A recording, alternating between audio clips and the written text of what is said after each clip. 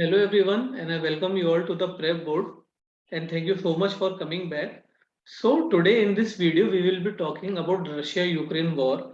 So all of you must be knowing कि ये जो war है Russia-Ukraine की, it's being on from past 12-13 days. 12-13 days से ये war चल रही है and there are many reasons which are involved in this particular war. काफी सारे reasons हैं जिसकी वजह से war हो रही है and so today we will discuss all the reasons in detail में हम बात करेंगे कि what are the major reasons behind this particular war and what are the possible solutions what we can have in this particular war. So this particular war is very very dangerous for the entire humanity, entire mankind. And सब लोग तो the kind of way we are talking in our news channel जैसा बता रहे हैं और उसके बाद में the kind of way the political scenario is going, so it may lead to a third world war. It can lead to a third world war. So let's see what are the reasons behind that. And about this biggest war we can say of the century 2000, after year 2000, this is one of the biggest war which is being going on. So let's see the reasons and let's start our particular video. तो आइए video को start करते हैं. So first of all आइए हम discuss करते हैं breakup of USSR. So USSR जो था, यूएसएसआर का जो ब्रेकअप हुआ था वो 1991 में हुआ था. And before USSR, before breaking of USSR, there was an entire USSR known as Soviet Union. So 1991 में this was dissolved into 15 independent countries. यानी कि जो USSR था वो 15 इंडिपेंडेंस कंट्री में ब्रेक हो गया था. जैसा कि हम चार्ट में भी देख सकते हैं, जो मैप में हम देख सकते हैं यहाँ पे कि जो रशिया है, Russia was the biggest country after the breakup of USSR, followed by Kazakhstan, Ukraine, and other countries like Belarus. We have Tajikistan, Uzbekistan, and Ukraine. Other countries are also formed. So total 15 countries are formed after breakup of USSR. So the you can say that the main foundation of the war was laid after this particular breakup, because now we have one big country that is Russia, and other smaller countries we have with like Kazakhstan, Ukraine, Georgia, etc.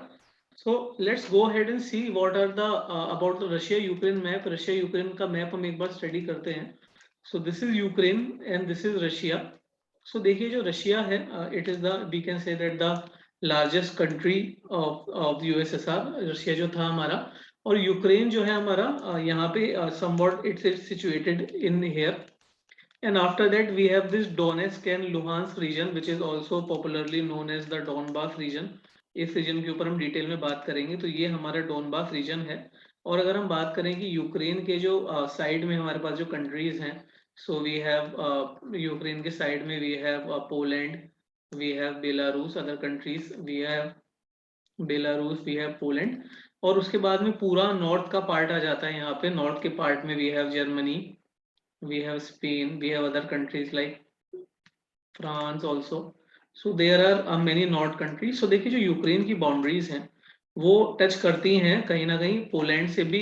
It touches is boundary, it touches is boundary with Belarus and other countries. And left में फिर पूरा हमारे पास में Germany, Spain, France और बाकी सारे जो नॉर्दर्न कंट्रीज हैं वो आते हैं. So this is we can say that the map of Russia and Ukraine map.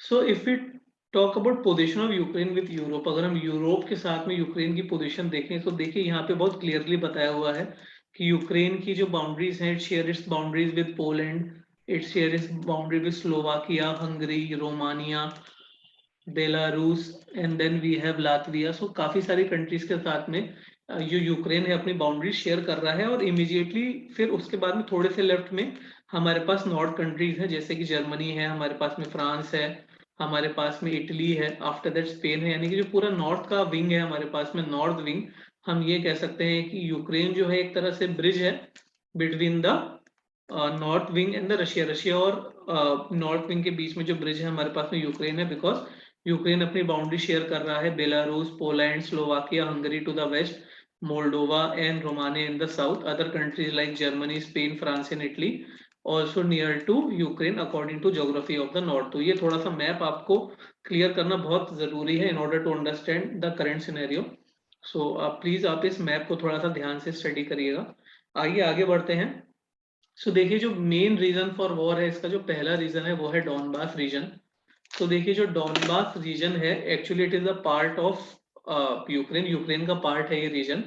And this part is generally led by Russian back separatist, यानी कि यहाँ पे रशियन मूल के लोग रहते हैं, रशियन बैक सेपरेटिस्ट रहते हैं। ये बहुत इंपॉर्टेंट पॉइंट है, आपको इसको नोट करना है कि ये जो रशियन बैक सेपरेटिस्ट हैं ये हमारे डॉनबास रीजन को मेनली डोमिनेट करते हैं। और at the time of breaking of USSR, जब यूएसएसआर ब्रेक हुआ था तो ये रशियन सेपरेटिस्ट जो थे ये यूक्रेन में ही रह गए थे, इन्हें रशिया जाने का चांस नहीं मिल पाया था। हेंस कहीं ना कहीं ये जो है रशिया मूल के लोग हैं, they are of Russia originated people, so they want कि जो ये वाला डॉनबास रीजन का पार्ट है वो वापस रशिया में चला जाए, वापस ये रशिया में जाके मिल जाए। That is the main reason of this Russian back separatist. और यहाँ पे जो भी हमारे पास में लोकल गवर्नमेंट है डॉनबास रीजन की, जो कि मेनली दो पार्ट में हमारा डिवाइडेड है। देखिए जो ये हमारा डॉनबास पार्ट है, so it is being ब्रेकन into Donetsk और लुहांस। तो यानी कि जो दोनों पार्ट है हमारे डोनेस्क और लुहान, इनके अंदर जो भी हमारे लोग रहते हैं वो रशियन सेपरेटिस्ट हैं, यानी कि वो रशिया को सपोर्ट करते हैं, और यहाँ की जो गवर्नमेंट है वो भी हमारी रशिया को सपोर्ट करती है। इसलिए जो डॉनबास रीजन के लोग हैं वो चाहते हैं कि जो ये हमारे पास में डॉनबास रीजन है वापस रशिया में चला जाए।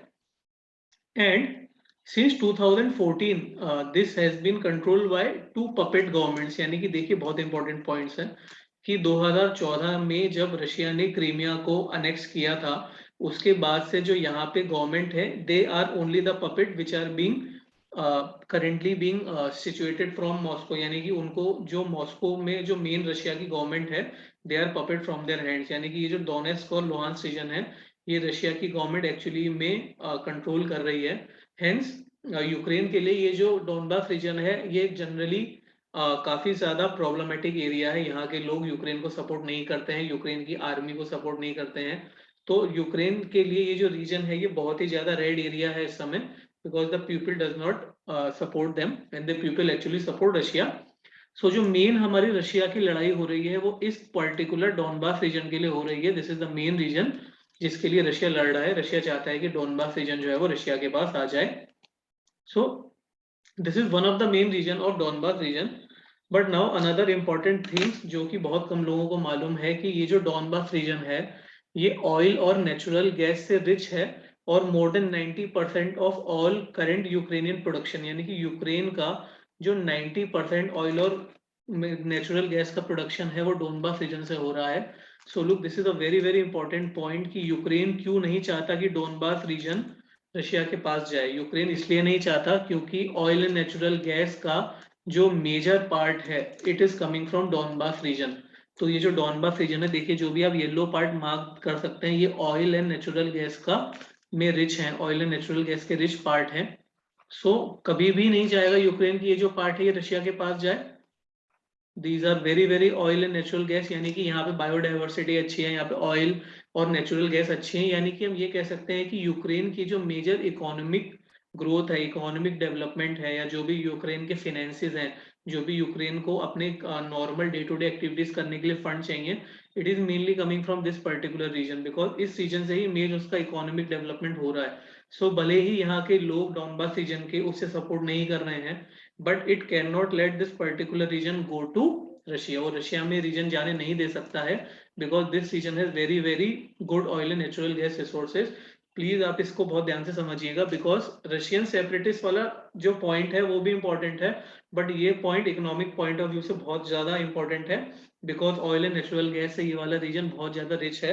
And now I bring to you one of the very important points कि यार देखिए ये जो ऑयल एंड नेचुरल गैस है ये यूक्रेन से एक्सपोर्ट होती है। ये जो ऑयल एंड नेचुरल गैस यहाँ है ये यूक्रेन से एक्सपोर्ट होती है in the countries of Italy, ये यूक्रेन से एक्सपोर्ट होती है in other countries like Germany, और इसके बाद ये एक्सपोर्ट होती है फ्रांस में। यानी कि ये जो ऑयल एंड नेचुरल गैस है, देखिए मैं यहाँ पे ड्रॉ भी कर रहा हूँ, ये प्लीज पॉइंट समझना है कि जो ऑयल एंड नेचुरल गैस है ये हमारी डिफरेंट डिफरेंट कंट्रीज में एक्सपोर्ट होती है यूक्रेन से। सो कहीं ना कहीं ये जो ऑयल एंड नेचुरल गैस के का जो बेनिफिट है वो नॉर्थ की कंट्रीज ले रही हैं, इन नॉर्थ की कंट्रीज को सपोर्ट हो रहा है इस particular oil and natural gas से। तो नॉर्थ की जितनी भी कंट्रीज हैं वो भी ये नहीं चाहती हैं कि ये जो डॉनबास रीजन है ये रशिया के पास जाए, बिकॉज उनकी जो ऑयल एंड नेचुरल गैस की सप्लाई है it will definitely get hampered, वो उनकी सप्लाई हैम्पर हो जाएगी ऑयल एंड नेचुरल गैस की। सो जो हमारे पास जितना भी हमारे पास में जो भी नॉर्थ की कंट्रीज हैं जिनको अभी ऑयल एंड नेचुरल गैस का सप्लाई मिल रहा है, उनको सप्लाई फ्यूचर में नहीं मिल पाएगा। सो देखिए काफी सारे लोगों को केवल और केवल ये मालूम है कि डॉनबास रीजन में रशियन के लोग रहते हैं जिसकी वजह से लड़ाई हो रही है, लेकिन ये बहुत इंपॉर्टेंट पॉइंट है कि ऑयल एंड नेचुरल गैस के रिसोर्सेज की वजह से भी लड़ाई हो रही है। लड़ाई नहीं रुक पा रही है क्योंकि रशिया चाहता है कि ये जो ऑयल एंड नेचुरल गैस का रीजन है ये उसके पास आ जाए, लेकिन जो नॉर्थ कंट्रीज हैं और यूक्रेन है वो नहीं चाहता कि ये वाला पार्ट वहां पे जाए। So this is again a very very important point कि हमारे पास में जो यूक्रेन से डॉनबास रीजन से नेचुरल गैस की सप्लाई है वो नॉर्थ में जा रही है। तो please note this is a very very important point. So देखिए दोनों इंपॉर्टेंट पॉइंट है जिसकी वजह से लड़ाई हो रही है। उसके बाद हम बात करते हैं हिस्ट्री ऑफ क्रीमिया। तो देखिए यूक्रेन और जो रशिया की लड़ाई है और the war between them it aggravated with the help of Crimea also. Crimea जो था वो 1954 तक it was part of Russia, 1954 तक वो रशिया का पार्ट था, लेकिन 1954 में Crimea was taken from Russia and given to Ukraine. देखिए बहुत इंपॉर्टेंट पॉइंट है, जो क्रीमिया है वो 1954 में रशिया का पार्ट था, बट 1954 में उसे यूक्रेन को दे दिया गया बिकॉज रशिया गवर्नमेंट वहां पे ढंग से काम नहीं कर रही थी and there was economic and backward development. वहां पे इकोनॉमी काफी बहुत ही पुअर थी और वहां पे डेवलपमेंट भी बहुत अच्छा नहीं था, इसलिए जो यूएसएसआर की जो करंट वहां पे पावर थी उन्होंने इसे यूक्रेन को दे दिया था। और Ukraine build Crimea from stretch and developed it into second most abundant region in oil and natural gas. Ukraine ने वहां पे बहुत काम किया, यहाँ पे यूक्रेन ने वाटर सप्लाईज को काफी अच्छा किया, यहाँ पे यूक्रेन ने इलेक्ट्रिसिटी के ऊपर काम किया और यहाँ पे जितने भी नेचुरल रिसोर्सेज हैं उसके ऊपर यूक्रेन ने काफी काम किया और इन सारे रिसोर्सेज को यूक्रेन ने काफी अच्छा करके जो क्रीमिया रीजन था उसे second most abundant oil and natural gas का रीजन बनाया। सो आप देखिए यहाँ पे आप देख सकते हैं कि ये जो वॉर है ना ये डॉनबास रीजन के लिए नहीं है, ये जो वॉर है वो ऑयल एंड नेचुरल गैस के लिए है। भाई यूक्रेन ने मेहनत करी और यूक्रेन ने after putting a lot of hard work it has developed Crimea into second most abundant region in oil and natural gas.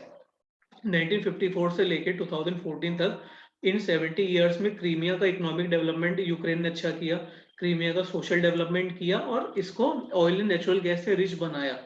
उसके बाद क्या हुआ कि जब इतना सारा काम क्रीमिया के ऊपर यूक्रेन ने किया, so the big thing which happened was annexation of Crimea bye Russia, यानी कि रशिया ने क्रीमिया को ओवरटोक कर लिया इन 2014। रशिया इन्वेडेड, रशिया ने वहां पे इलीगल अपनी आर्मी भेजी and he annex the Crimea peninsula from Ukraine. उसने इस पर्टिकुलर रीजन को अनेक्स कर लिया and Russian government claim that on the ground of historical control of the area, यानी उन्होंने इस बात का रीजन दिया कि हिस्टोरिकल कंट्रोल था उनका एरिया के ऊपर, 1954 से पहले ये पार्ट जो क्रीमिया था वो उनके पास था, इसलिए उन्होंने इस पर्टिकुलर रीजन को देते हुए क्रीमिया रीजन को यूक्रेन से अनेक्स कर लिया। सो देखिए ऑयल एंड नेचुरल गैस का क्रीमिया एक बड़ा रिसोर्स था जो रशिया पहले ही अपने पास ले चुका था और उसके बाद में अभी वो जो है वो डॉनबास रीजन को भी लेने का ट्राई कर रहा है। Hence this is the main thing for war कि यार आप खुद सोचिए कि आप एक पर्टिकुलर देश से उसका आपने एक पार्ट तो पहले क्रीमिया अलग कर लिया, नाउ यू वांट कि आप उसका डॉनबास पार्ट को भी अलग कर लो। So Ukraine never will allow particular thing to happen. Ukraine कभी भी नहीं अलाउ करेगा कि आपने पहले मेरा एक पार्ट छीना अभी आप मेरा दूसरा पार्ट भी छीन लो। So this is again one of the very very important you can say that the reason for enmity between Russia and Ukraine Crimea. Crimea जो है वो रशिया और यूक्रेन के बीच में एनिमिटी का पार्ट है। आइए आगे बढ़ते थोड़ा सा नाटो का इसमें भी हम डिस्कस करते हैं कि यार देखो जो नाटो है, NATO is North Atlantic Treaty Organization. So ये 1949 में फाउंड हुआ था because of aftermath of world war two, यानी कि वर्ल्ड वॉर टू के बाद में, ताकि हम फ्रीडम और सिक्योरिटी ऑफ मेंबर्स प्रोवाइड कर सकें, इसलिए यहाँ पे नाटो का फॉर्मेशन हुआ था इन 1949। और नाटो में भी है 30 कंट्रीज और मेजर कंट्रीज हैं यहाँ पे United states, United kingdom, Norway, Italy, France, ये सब यहाँ की मेन हमारे पास में कंट्रीज हैं। तो देखिए नाटो का जो मेन मोटिव है वो ये है कि जो भी नाटो की कंट्रीज हैं they stand together as whole, वो एक साथ होके खड़ी रहें and freedom and security to all its member through political and military means, यानी कि पॉलिटिकली और मिलिट्री के मीन से अगर किसी भी कंट्री के ऊपर if there is any kind of assault तो बाकी की सारी 30 कंट्रीज मिलके उसकी हेल्प करेंगी। अगर किसी भी कंट्री के अगेंस्ट कोई इलीगल मूवमेंट होता है तो बाकी की सारी 30 कंट्रीज उसकी मदद करेंगी। इसलिए अब यूक्रेन चाहता है कि वो नाटो का पार्ट बन जाए, नाटो के अंदर वो एंटर हो जाए, ताकि फिर जो रशिया एक तरह से टायरनी कर रहा है, डिक्टेटरशिप कर रहा है, उससे यूक्रेन को आज़ादी मिल जाए। So Ukraine want to get into the part of NATO.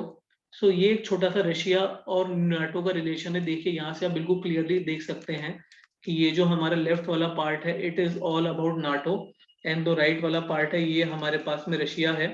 सो आप देख सकते हैं यहाँ पे दो विंग इस समय क्रिएट हो चुके हैं, और यूक्रेन जो है हमारा यहाँ पे कहीं यूक्रेन सिचुएटेड है। Ukraine wants to go into NATO, Ukraine NATO में जाना चाहता है because in order to avoid कि जो रशिया पहले उसका क्रीमिया पार्ट रशिया ने ले लिया, now it want to take its Donbas region, और रशिया जो भी असॉल्ट कर रहा है यूक्रेन के ऊपर, रशिया जो भी इलीगल एक्टिविटीज कर रहा है यूक्रेन के ऊपर, Ukraine wants to get it and get into the NATO.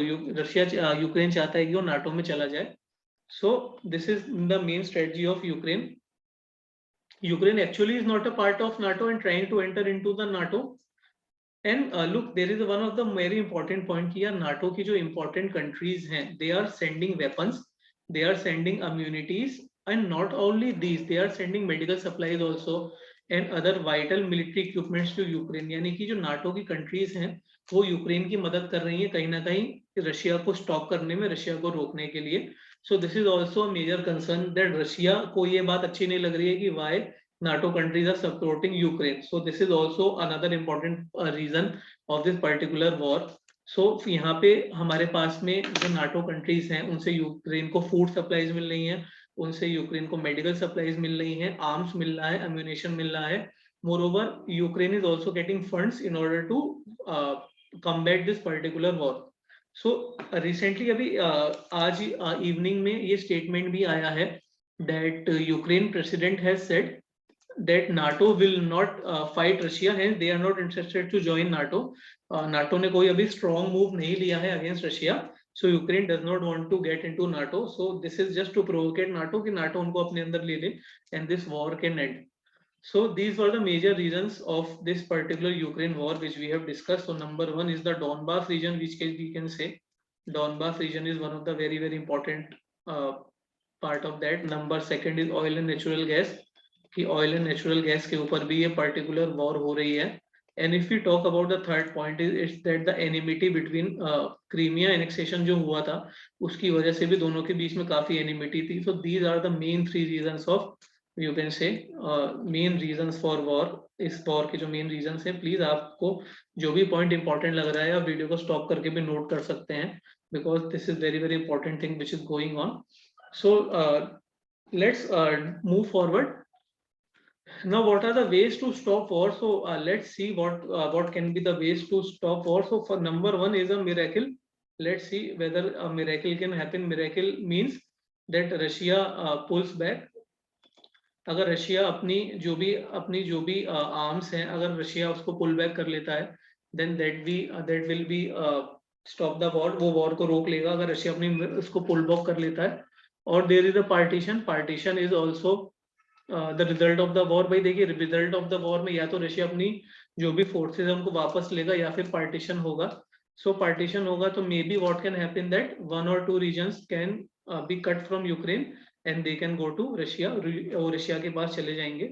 So this can be one of the better region. And third we can have a situation of deadlock जो भी हमारे पास में चल रही है, that Ukraine is also adamant and Russia is also adamant and they both are not able to take their armies back. दोनों लोग कोई पर्टिकुलर हमारे पास में किसी भी पर्टिकुलर रिजल्ट पे नहीं आ पाते हैं। So there will be a situation of deadlock and so in this way this war can end. We just hope कि that some miracle happens and Russia pulls back और some kind of partition, maybe Donbas region को अलग कर दिया जाए या फिर सम more part, कोई पार्ट और अलग कर दिया जाए, so this particular war can and. So these can be the major the way to stop the war. India is also putting lots of effort to intervene in between the war, and India is also after rescuing its people from Ukraine, India is also doing very great activities in order to stop this particular war, and other countries are also trying. So let's hope that this war gets stopped. So this was all which we want to discuss in our today's a special video of Russia and Ukraine. If you like our video, then please like our channel, share this particular very informative videos to your friend so that other can also take benefit. Please subscribe to our channel for more informative videos, and we also provide coaching for MBA, BBA, CLET and other entrance examinations. So if you want to join in any other coaching, then you can contact these numbers. and you can like our Facebook page. We wish all the best to all our students. Thank you very much.